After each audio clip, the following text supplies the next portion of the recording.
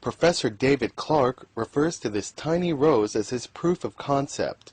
In just a couple of weeks he will know if 3 long years of research have paid off. The flower has been genetically engineered to give it back something it lost through generations of breeding.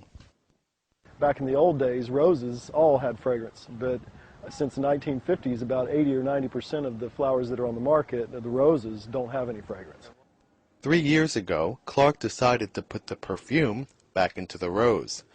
The fragrance in all flowers, including roses, comes from the volatile chemicals they produce, each of which has a genetic marker.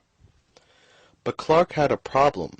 The rose is one of the most genetically complex flowers in the world, and its genome has not yet been mapped, so he couldn't begin to look for the gene that produces fragrance. Then came his eureka moment. The far less complicated petunia has been genetically mapped, and it contains a gene that produces rose oil, along with other genes, such as wintergreen and clove oil.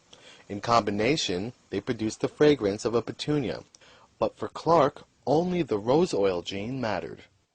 Clark and his team isolated the rose oil gene and cloned it. Then they used agrobacterium, a bacteria that can transfer DNA between plants, to add the clone gene to the genetic structure of a rose. The idea is that if we can do it and jump species barriers, then we should be able to do it to any plant that we want to make fragrant. And now we can start talking about making designer flowers, things that smell like mints, things that smell like maybe more like root beer, things that are sticky sweet. And so we just have to now go and clone those genes out of different plants for doing what we want to do. These same volatile chemicals that produce fragrance produce taste as well. Clark says that if we can enhance the smell of roses, we should be able to enhance or change the taste of any fruit or vegetable.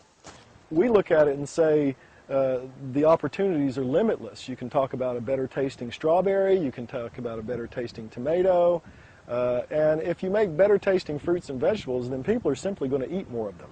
For now, Clark says after all the effort, he will be delighted if his genetically engineered flower turns out as planned. He says only then will he be able to sit back, relax, and smell the roses. Ben Gruber, Reuters.